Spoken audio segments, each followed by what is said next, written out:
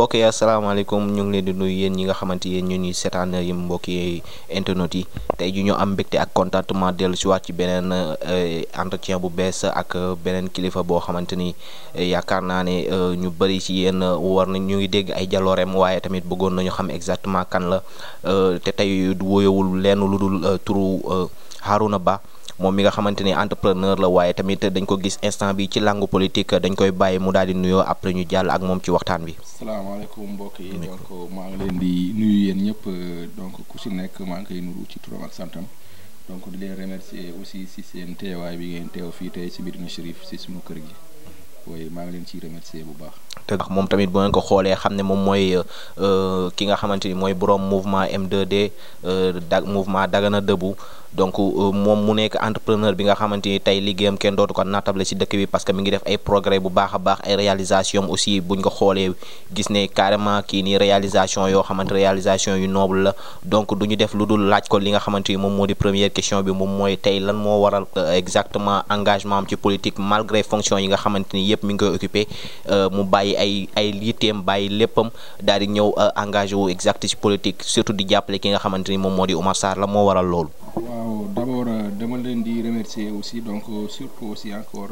ci li nga wax donc ñun dañu nekk ay ndaw ñu dëkk Dagana donc yàlla def suñu cursus scolaire yëpp ñu def ko fii ci Dagana donc bu ñu amee bac aussi ñu dem Dakar donc yàlla def ñu jàng jóge ci jàng bi nekk ay entrepreneur donc nekk ay chef d'entreprise aussi. donc yàlla def tey ñu jiite ay entreprise donc yoo xam ne ñu ngi yëngu ci ay activités yu bokkul donc ñu ngi def tey am nañu benn société boo xam ne mu ngi yëngu ci lépp loo xam ne moom mooy transit donc transit manutention consignation entreposage et autres donc je suis commissionnaire agréé en douane en même temps aussi ñu ngi def transport mooy transport camion poids lourd et tout ça. donc de l'autre côté aussi am nañu société boo xam ni c'est une entreprise de BTP boo xam ne ci wàllum tabax lay yëngu donc ñun actuellement suñu activité loolu mooy suñu ay activité ci actuellement au Sénégal donc Oumar nag dafa suñu choix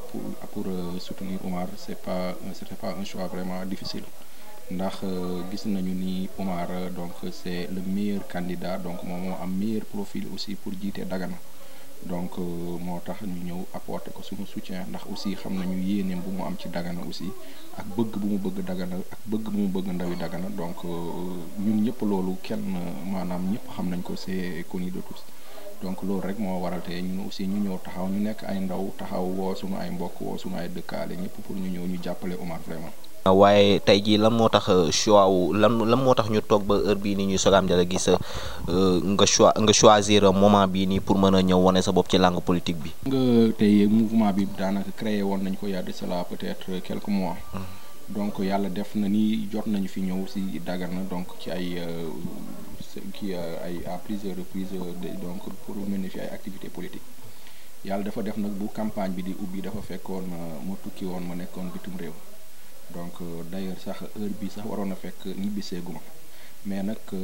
ma ni woon lu mu métti la dernière semaine de la campagne dinaa ñëw Sénégal dinaa mën a ñëw Sénégal ñëw Dagana vraiment jàppale sunu candidat jàppale Oumar Sarr ngir donc dimanche le 23 à 18h donc mu am victoire boo xam ne victoire bu rëy lay doon ci biir Dagana la victoire seulement bëgg am ndam kese moo tax ma toog bu mémoire bi ni ma ñëw. donc loolu kese la. dëgg la donc bu ñu waxee ci victoire dañuy wax ci li nga xamante ni moom moo di liy sabab victoire maanaam programme bi nga xam ne moom la ñuy indi donc bu fekkee ne côté Oumar Sarr la dañuy wax programme waaye aussi dañuy wax bilan tey lan ngay wax ci ñoom ñaar ñun ñëpp Oumar Sarr lan mooy bilan waaye aussi lan mooy programme bi nga xamante ni dina ko tegaat ci loxo Daganuwaay. waaw xam nga tey bilan wu Oumar Sarr donc tey bu ñu fi toogoon tey di ko wax man gëm naa ni mën nañ fi fanaan. mais man dafa am benn mbir rek ci bilan Oumar boo xam ne moom ma frappé te ba tax na man tey Harouna Bah tey donc loolu kese bu mu ko xalaatee kese pour man jarul ngay wax beneen bilan ndax xam nga dëkk tey boo koy développé dëkk lu koy développé mooy njàng maanaam mettre xale yi dans des conditions yu leen di permettre ñu mën a jàng ba seen jàng pare donc bu ñu jàngee ba pare nag ñooy am liggéey ñoom ñooy ñëw contribuer ci développement bi te nag xam nga ci loolu Oumar def ci def pas bu rëy ndax si à ma connaissance si Sénégal bu ak nu mu toll benn département benn commune moo fi am këram ci biir Dakar te aussi c'est pas dans du ci banlieue du fenn c'est vraiment quartier yu gën a cher ci biir Dakar. la Oumar Sarr jël kër tabax ko fa yëkkati ko jox ko étudiants yi donc tey képp ku fi nekk Daganois nga yeewoo Dagana di fanaan Dagana soit am nga sa mbokk sa jarbaat sa doom mu ngi fanaan ci kër googu te fayoo dara. te ñëpp xam nañu Dakar problème mu logement bi nan la fa nekkee problème. donc man pour man bilan Oumar Sarr loolu moo ci gën a ndaw mais man loolu mooy li ci gën a rëy ci man. ndax loolu dafa contribuer ci lu bari te man mii dama bokk ci ñoo xam ni même bu dee benn fanaan naa ko ci kër googu te xam naa loolu noonu mun ma ko fay ci kaw suuf. donc loolu donc yeneen yi nag buñ ci continuer aussi fii la ñuy fanaan mais pour wax la rek bilan boobu rek résumé na lépp bilan boobu résumé na l'homme résumé na vraiment lépp quoi si loolu kese action bu mu def boobu kese pour les étudiants à Dakar. loolu kese lu rëy la. donc moom aussi Oumar Sarr bi mu defee sorteem bu yàggul dara daal dina woon évoqué yi ay yeneen programme yi nga xamante ni dina ko def lu ci mel ne ay université ak yeneen tey jii nan nga gisee li nga xamante ni moom la ne moom lay def ci biir Dagana. waaw xam nga Oumar moom yéenam ci Dagana ñëpp xam nañu ko donc Oumar moom gëm naa ni bu desoon si moom kese tey Dakar ci boppam capitale du Sénégal du rawalee Dagana dara te aussi mu ngi ci tànk yooyu donc te aussi am naa yaakaar ni Oumar lépp lu mu mosoon wax waa Dagana daf koy def am naa yaakaar ni def na ko donc ci biir loolu nag lu ñu mën rek mooy que lu mu wax li aussi xam nañu dina ñëw te gëm nañu dina ko def aussi donc loolu aussi day contribuer ci gën a développer Dagana pour aussi ñëwaat rek ci li mu la waxoon léegi Oumar il a compris que jàng mooy développer dëkk maanaam ndaw yu jàng ndaw yu yeewu loolu mooy développer dëkk donc comme li mu la doon wax léegi aussi si cadre jàng la kër mu nekk bi Dakar université bi aussi c'est dans le cadre de la formation donc pour man donc loolu moom ci loolu la nekk moom lu ko yitteel mooy Dagana lu ko yitteel aussi mooy développement wu Dagana te gëm naa ni lépp loo xam ni moom xam na ni bu ko defee Dagana mën na ci am ndam daf koy def oui. donc gis nañu sa complicité ak li nga xamante ni moom moo di jeunesse bi gis nañ bu baax a baax li nga xam ne moom moo la wër li ci ëpp ay jeunes lañu te ci jeunes yooyu noonu tey yaakaar naa ne bu ñu xoolee exactement sa campagne fi nga xam ne moo ko mëne moom moo di zone Tall Baxle bi daal di jëm ci biir lan moo waral loolu noonu lan moo tax dugguloo exactement ci biir dëkk bi mais da nga préféré dugg ci àll bi dugg ci li nga xam ne moom moo wër Dagana mais quand même ci biir Dagana la ñuy voté lan moo waral loolu. waaw xam nga tey yàlla dafa def man bu ma ñëwee donc man Médina Chérif man fii mooy sama quartier fii laa juddoo fii laa yaroo fii laa màggee aussi. te xam nga wolof yi nee nañu bay ci sa weeyu tànk donc man pour man tey balaa may tëb di dem ma feneen te fii am na liggéey bu colossal bu fi nekk ci quartier bi ci secteur yi donc pour man yoon la ñu commencé fii mais tamit du caagi na rek dañu jël suñu yëpp ñu yemaloo ko fii mais nag ci commencement la ñu nekk rek nuy door a ñëw donc dañuy commencé fii mais incha allah fépp fi nga xam ni war nañu fa dem wala fépp fi nga xam ni am nañu yaakaar ni bu ñu fa demee daañu mën a apporter Oumar dara mën ko apporter un plus incha allah du ñu hésiter daañu fa dem. ñooy gis bu baax a baax progrès yi nga xam ne moom ngay def et pourtant am na ñeneen ñi nga xamante ni ay leader la ñi nga xamante ni dañuy jàppale Oumar Sarr comme yow ni nga koy defee waaye tout le temps dañ leen di dégg ci yi nga xamante ni maanaam ay affaire yu salte yi nga xamante ni dañ leen ciy dégg lan mooy sa secret bi nga xamante ni yaa ngi liggéey lu bari waaye tamit terewul kenn déggulu ci dara lan mooy secret bi. waaw xam nga secret bi moom du dara xam nga ñun moom suñu secret depuis toujours ndax man am naa yaakaar ni tey Dagana buñ ma xamee tey peut-être si 3 semaines yu mujj yi lañ ñu xam donc ou bien 6 mois yu mujj yi la ñu gën a xamante ak ñun maanaam daawoon nañu dégg et tout ça ndax man li ma gëm àdduna moom lu ma gëm c'est ma philosophie depuis toujours mooy liggéey lu bari wax tuuti donc man pour man liggéey moo ñu war instant yi diñu war a jóg ñun ñëpp ñu taxaw ñu liggéey nag ku taxaw di liggéey nag ak terrain bi nu mu xatee ndax yéen gis ngeen depuis ce matin on n'a pas le temps yaakaar naa doo am jotu détail donc ñunu dañuy concentré focus ci liggéey bi rek quoi ñu xam ni moom moo tax ñu bàyyi suñu liggéey Dakar jow fii Dagana donc liggéey jàppale Oumar Sarr pour que ndam bi mu bëgg bi vraiment yàlla may ko ko ñu ñëw ci nga xamante ni moom moo di mouvement bi M2D bi M2D bi tey lan nga ñuy wax ci moom est-ce que mouvement la boo xamante ni ñu ko commencé ak dañ doon xaar élection après ñu ñëw ci élection bi bu ñu liggéey li ñu war a liggéey ci élection bi rek après dañ koy fay comme ñi nga xamante ni moom la ñeneen ñi di defee. non mouvement bi nag bon mouvement bi déjà lu ko gën a jóg mooy taxe côté social bi ndax tey ñunu yàlla def na ni fii mooy quartier bi comme ni la ko waxee encore une fois donc on a créé un mouvement mais mouvement bi dafa am ay objectif donc ndax ñunu opté pour def benn politique boo xam ni politique de développement la donc mouvement bi aussi après bu élection yi passé aussi daañu organiser peut-être ay formation donc ay séminaires yi pour membres yi ci nekk yi ku ci nekk ay renforcement de capacité ku nekk ci li nga nekk ñu jéem la ci former daañu jéem a former ndaw yi aussi donc am nañu aussi benn programme boo xam ne vraiment ñu waxoon nañ leen ko fi ndax comme ni mu la ko waxee ñun lu ñu yittee rek mooy dëkk bi nu mu avancé donc ak ñi nekk fii ndax quartier bi tamit xam ngeen ni tey quartier bokk na ci quartier yi nga xam ni ñu ci nekk ñi bokk nañ ci ñi gën a néew doole ci Dagana ci commune de Dagana donc tey ñun suñu rôle mooy ñu jéem leen apporter loo xam ni vraiment jigéen ñi daañu mën a am ay xëy daañu mën a liggéey et tout ça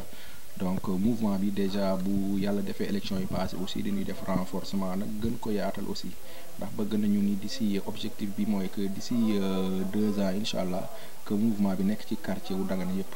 donc loolu yëpp dinañu tax ñu mën liggéey bu ñu bëgg di liggéey Omar Sarr aussi ñu gën ko mën a liggéey ndax dina gën a tax aussi ñu gën a jongante ak population bi loolu kese la wax. dëgg tey jii ne bu ñu la doon laaj ci situation politique gu Dagana lan nga ciy wax. waaw situation politique gu Dagana nag. parce que gis nañu tamit ne temps yi am na ay affrontement yi nga xam ne jotoon na am fan yi yëpp ci ay mu nekk ay jàppante yoo xamante ni ci ñaari camp yi la donc la ngay wax ci loolu. waaw xam nga tey nit ki tamit boo demee nit ki bu demee ba perte espoir. day wut lu mu jëfandu pour xajamal victoire bi waaj a ñëw. donc loolu yëpp loolu la rek xam nga tey bu demee tey ba président Macky Sall tey tànn Omar Sarr def ko ministre ba pare tànnaat Omar Sarr def ko coordonnateur départementalu coalition Benno Bokk Yaakaar donc kooku am na fu mu ko teg. donc man nag vraiment ñeneen ñi bugguma di sore ci seen wax ndax ñun ñëpp après tout nous sommes ñun ñëpp ay Daganois lañu mais daal lu am rek mooy lu ma gëm mooy que adduna bi moom faut être fair play pour ñu lay gagner ndax instant yi après tout élection la te élection yi day passé bu élection yi passé aussi ñunu Daganois ñoo fiy des donc man pour man lépp war na mën a rafet pour man élection yi tey xeex war na ci mën a ñàkk ndax tey bu ci xeex amee tey affrontement am ci ay nit ñooy gaañu tey kiy gaañu ki tey dina am bokk camp bi dina am bokk camp bële donc man pour man loolu képp ki nga xam ne responsable politique nga ci biir Dagana da nga war a dàq lépp luy xeetu violence ndax violence musul faj dara te lu mu yàqul aussi am naa yaakaar ni du ko defar donc di vraiment di koy naxarlu di ko ñaawlu trop aussi ndax pour man la violence amul place am ci démocratie donc démocratie benn espace la boo xam ne ku nekk war nga ci mën a wax sa xalaat def wax ci sa opinion ba pare nga ànd ci ak ku la neex loolu kenn war a ko tere kenn ndax loolu dafa bokk ci ay principe démocratie donc côté boobu loolu rek laa am lu mu ciy wax vraiment donc gérer na li nga xamante ni mooy entreprise yu mag donc entreprise yi nga xamante ni moom nga jot a gérer est-ce que ñu ngi ciy gis ay doomaanu Dagana wala puisque social moo la tax a jóg waaye aussi jàppale jeunesse bi moo la tax a jóg. effectivement donc yàlla def na ni tey boo xoolee tey si sama képp foo xam ni entreprise yu ma yor yëpp tey ñu koy di gérer ji man mu amoon absence ay Daganois lañu pour wax la rek fu ma teg Daganois ndax tey sama ki nga xam ni tey mooy sama numéro 2 si sama liggéey yëpp maanaam bu ma fi nekkul comme nu ma nekkee nii Dagana moom moo koy gérer Dagana fii la dëkk te aussi suma quartier bi fii la dëkk waaw donc bëri na ay Daganois yi nga xam ni donc ñu ngi foofu ñu ngi fay xëy ñu ngi fay daan seen doole ci entreprise. donc instant bii nii gis nga ñi campagne bi nu mu demee campagne ni muy déroulé instant bi seere na lool ku ci nekk mi ngi def ay sondage am mais yow naka nga gisee sa parti instant bi est-ce que pare nañu bu baax a baax pour nga xamante ni ñii daf la leer ne carrément que ne au soir du 23 janvier dinañ mën a jël ndam li ak pourcentage bi nga xamante ni moom la Omar Sarr di laajte moom mooy 80% yi au moins. waaw man dama jàpp ni sax man lu ma gëm ak li ma gis li ndax man vraiment xam nga tey bi ngeen fi ñëwee fekku leen maa ngi doon def porte à porte ndax xam nga tey depuis entre démb ak tey def naa benn porte à porte au moins au minimum j'ai fait presque 100 maisons def naa lu mu néew plus téeméeri kër wala lu ëpp téeméeri kër entre démb ak tey te ci biir téeméeri kër yooyu vraiment moo neexee mu ni amuñu ci opposition. dafa mel ni sax yaa ngi nax yeneen gars yi parce que dafa mel ni comme ni ko ñëpp di waxee ne Dagana bu gañee rek zone bi moom moo gañee. effectivement te zone bi nag yaa fi nekk. waaw donc moo tax bu ma ñëwee depuis démb ba léegi dama ñëw sol samay dal chaque jour damay def porte à porte ba 16h kaa ngi gis kër gi donc gëm naa ni 80% bi sax si man li ma gis am naa yaakaar daf koy ëpp quoi. gëm naa ni score bu Omar Sarr mën a am ci Dagana day ëpp 80%. man gëm naa loolu. donc lan ngay wax militants yi nga xamante ni ñoom ñoo nekk ci yéen. lan nga leen di wax ci nga xamante ni mooy élection yi jëm ak xër-xër yi mu mën a àndal. waaw militants yi moom dem leen di ñaaxaat rek ndax déjà sonn nañu gis nañu seen taxawaay xam nga tey ngay woote heure boo wootee ñi ñi ñëw wuyu si la ñooñu amoo seen fay. donc di leen wax rek donc di leen ñaaxaar rek ñu gën a defaraat taxawaay rek donc ñu góorgóorlu donc que jour dimanche bi incha allah bu ñu xëyee 7h ñoom ñëpp ñu dem ci bureau de vote ku nekk dem ci bureau ñu voté bu 18h jotee ñu yëkkati gaay ba ci kaw dóor si suuf. affaire bi jeex. loolu yaakaar naa ne nekk na kàddu boo xamante ni ñu bëri ci ñoom ñu ngi koy wax waaye moom aussi ni mu koy waxee daf ci ànd ak détermination ak confiance bu mag a mag boo ko dégloo bu baax a baax boo amoon benn kàddu bi nga xamante ni da nga koy conseiller en tant que jeune que ça soit mu nekk man wala mu nekk keneen ak keneen ban kàddu lay doon. waaw man benn conseil rek laa am pour jeune bi pour jeunesse bi pour jeunes yi aussi mooy ñi ci am chance ñu nekk encore ci école di jàng nañu jàng ndax adduna bi moo toll tey foo xam ni la adduna bi moo soxla xam-xam. donc jeunes yi nañu wuti xam-xam nañu jàng ñu xam ni ci xam-xam rek nañu mën a jaay changer suñu dëkk bi lañu mën a changer suñu réew mi aussi man conseil boobu kese laa am pour jox ko vraiment la jeunesse daganoise. donc ce mot de la fin. waaw di leen remercier seen teewaay donc di remercier aussi le ministre Oumar Sarr moom mi nga xam ni tey moom moo waral tey ñu bàyyi lépp ñëw fii Dagana donc di ko jàppale di ko féliciter di ko massawu aussi si fan yi donc moom aussi sonn na trop vraiment ndax Dagana moo ko jaral aussi. donc di leen di féliciter aussi sama militants yi donc ñi nga xam ne ñoom ñoo ànd ak man fii depuis moo ñëwee ba léegi taxaw donc chaque jour depuis bu mu fi ñëwee ba léegi chaque jour 4h du matin la ñuy tëdd donc bàyyiwuñu benn yoon vraiment di leen remercier di leen féliciter aussi di féliciter ñëpp di féliciter waa quartier bi surtout. dëgg la donc kàddu yi rafet na bu baax a baax boo ko dégloo xam ne kàddu jeune la kàddu yoo xam ne aussi képp ki nga xamante ni topp na ci di nga gis avancement bu mag a mag rawatina ñun ñi nga xamante ni ñun ñooy jeunes yi te boo déggee aussi di nga ci gis li nga xamante ni moom moo di leçon boo xam ne mën nga ko ci tirer que ça soit muy bépp militant que ça soit nga bokk ci bii camp wala nga bokk ci beneen camp boo ko dégloo xam ne ay kàddu jàmm kese moom lañ fi yëkkati ba tax na noonu lañ koy defee saa su ne ñu ngi am mbégte ak contentement ci moom mi nga xamante ni moom moo di Harouna Ba